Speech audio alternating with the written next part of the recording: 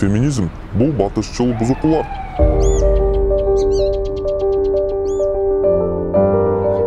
Феминизм – бұл терроризм. Бізден ата-бабалар ешқандай феминизм жоқ еле, соғынын жашаған, үйбілі бекен болған. Бұл қимылдың бізге керегі жоқ, итагілі қырғыз елі аялзатын сыйлап келген.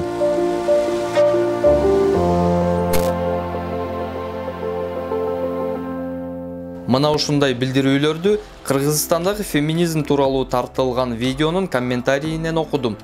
Элдин көбүнчөсү феминисттерди жактырбай тургандыгын мына ушул жерден эле айкын түшүнүүгө болот.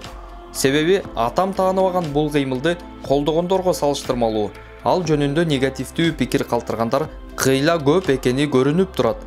Эмне себептен кыргызстандыктар феминизмди мынчалык жек көрүшөт? Деги эле феминизм деген эмне? Булар кайдан келген? Булардын максаты кандай? Жана көздөгөнү эмне? Алдыда мына ушул суроолорго жооп издемекчибиз.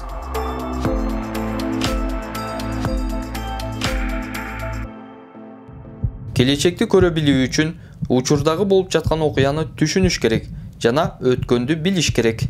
Белинский.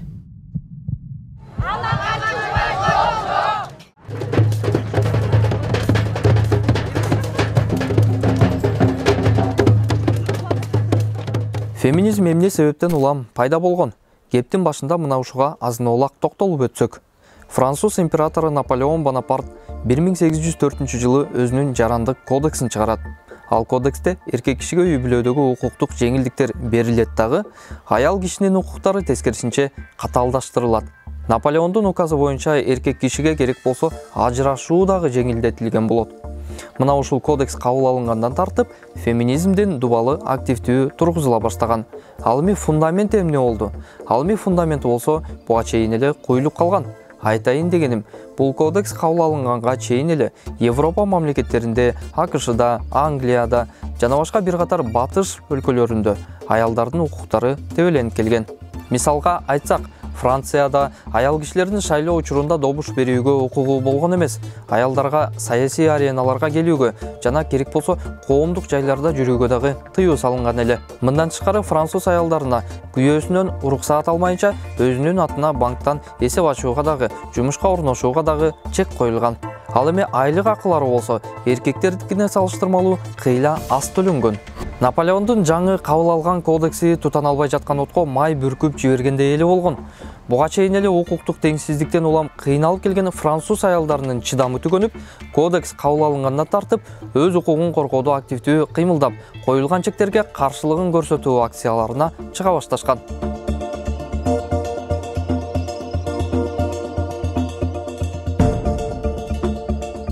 Алгачкы феминисттик толкундар.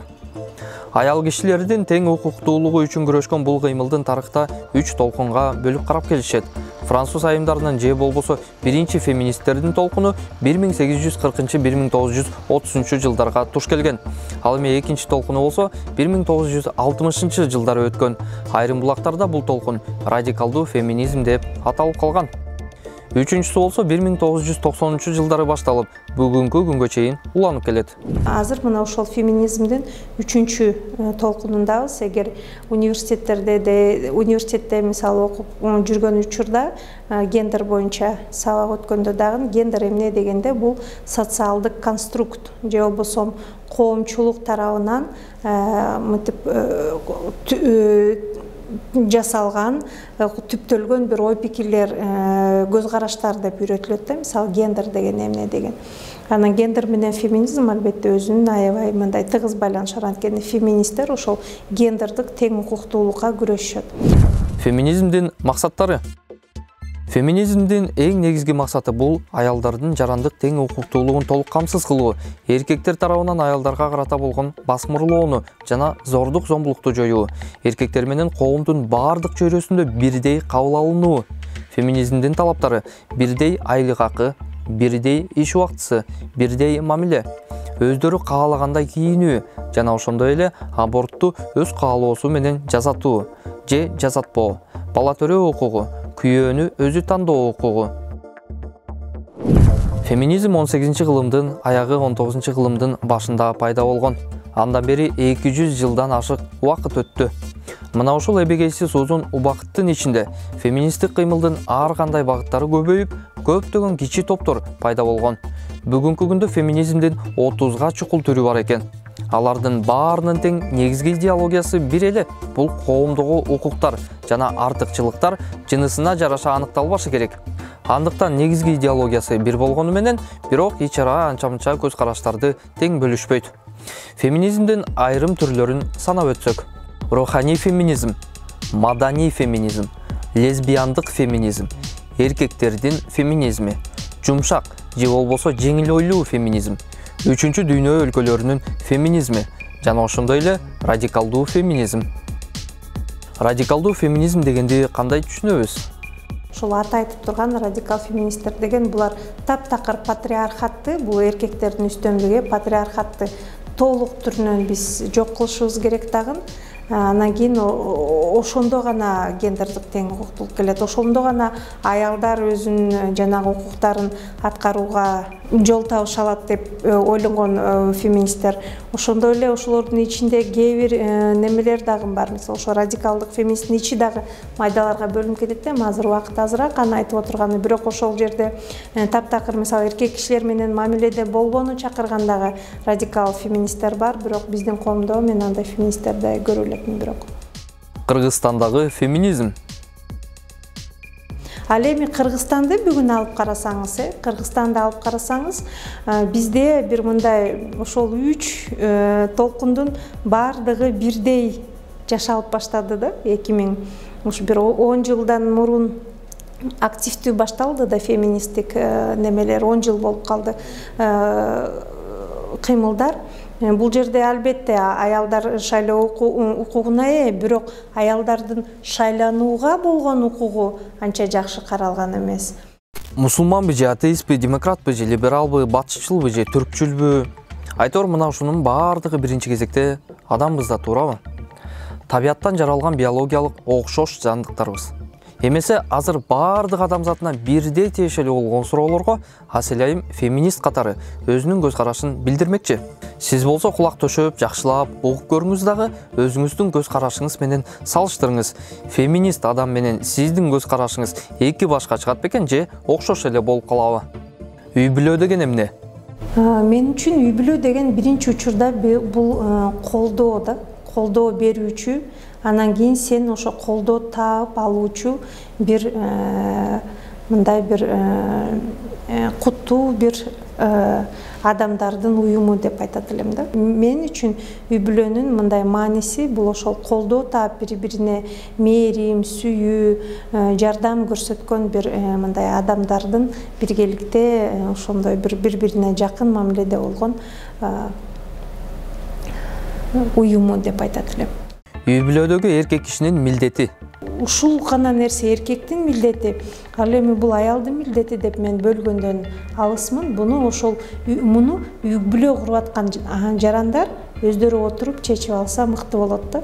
Мына мен ушул нерселерди жасаганды билем. Сен ушул нерсени жасаганды билет экенсиң. Кел, кандайча биз ушул милдеттерди, кызматтарды бөлүшүп алайлык. Бөлүшүп алышыбыз керек. Анткени максат бул бактылуу үй бүлө куруу да. Бул милдеттерди толук түрдө кесе экиге бөлүп кароодон алысмын. Аял менен эркектин ортосундагы тең укуктуулук дегенди сиз кандай түшүнөсүз? Аял менен кишинин тандоосу каралыш керек да, тең каралыш керек.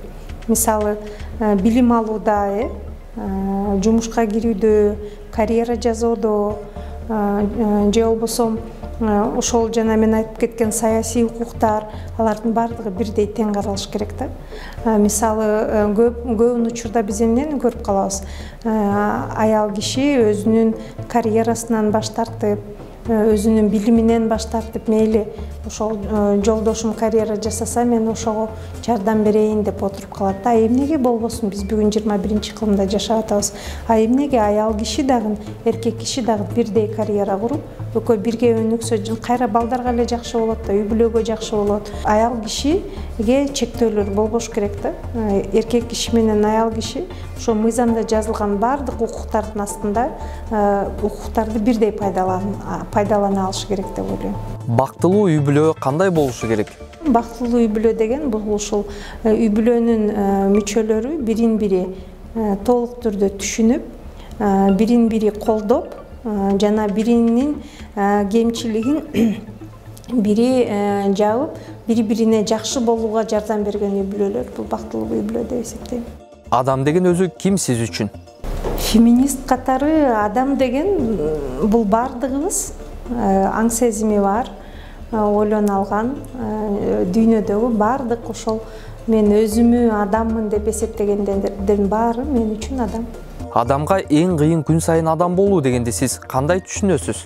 Ал эми мен үчүн күнүгө кайрадан адам болуу бул ошол өзүмдүн баалуулук системама өзгөртпөстөн, өзүмдүн принциптериме өзгөртпөстөн, өзүмө өзүм жалган сүйлөбөстөн, өзүм менен өзүм мындай чынчыл мамиледе болуум бул мен үчүн күндүгү адам болуу. Бул пайда келтирген аракет кыл, бирок пайдаң келбей атса жок дегенде зыян кылбасаң сен ошол пайда келтирип аткан болосуң коомго деген. Ошондуктан ошол тилибиз менен, оюбуз менен, ошол сүйлөп аткан сөздөрүбүз, кыймыл аракетибиз менен бир мындай пайда алып келүүчү адам болуу бул чындыгында кыйын. Сиздин жашоодогу максатыңыз? Мен жашоодогу максатым бул айланамдагы инсандарга агартууну алып келүү. Ошол менин өзүмдүн оюм жана максатым жана жасап аткан иштерим боюнча мен колумдан келишинче ошол өмүрүм бою агартуу менен алектенем деп өзүмө максат койгонмун. Экинчи максатым демек мен ошол билимди, мындан дагы билимимди тереңдетип, ошол агартуу алып келүүчү инсан катары өзүмдү өнүктүрүү. Зордук зомбулуктун тамыры каякта жатат? Бул элестетиңиз, мисалы, жайлоолорго барганда билесизби, шиберде адамдар баса берип чөптөн бир жол кылып коет, көрүлө ушул жол экен деп баары түшүп баса берет. Бул ошо зомбулуктагы ошондой да, бала кичинекейинен баштап айлана чөйрөсүндө, үй бүлөсүндө зомбулукту көрө берсе, ал өзү аябай жүрөгү таптаза сонун инсан болушу мүмкүн. Бирок мээсинде кандайдыр бир маселелерге, кандайдыр бир маселени чечүүдө, конфликт болгондо чечүүдө башында ошол шиберге салынган жолдой болуп жол салынып калат да, зомбулук деген. Анан ал кааласа дагы реакциясы зомбулук болуп калат да. Аны өзгөртсө болот. Бирок ага аябай чоң убакыт, анан аябай чоң мындай специалисттердин колдоолору керек, психологдордун колдоолору керек болуп калат. Батыштын өлкөлөрүнө, Америка чыгып келгенден биздин коомго келгенде кээде коркуп кетесиң да, ушунчалык кыйкырып, урушуп, адамдар бири-бирин мындай жемелөөлөрү бул мындай кадимки эле көрүнүш болуп калган да. Анткени биздин коомубузда ушул нерсе тилекке каршы бүгүнкү күнү мындай кара булуттай каптап турат. Маанилүү окуялар. Франциянын аялдары шайлоо укугуна 1945-жылы гана ээ болушкан. Күйөөсүнүн уруксаты жок жумушка орношууга 1965-жылы ээ болушкан. Үй бүлө мүчөлөрүнө карата юридикалык иштерди үйдүн кожоюну гана кабыл алуу мыйзамы 1970-жылы алынып салынган.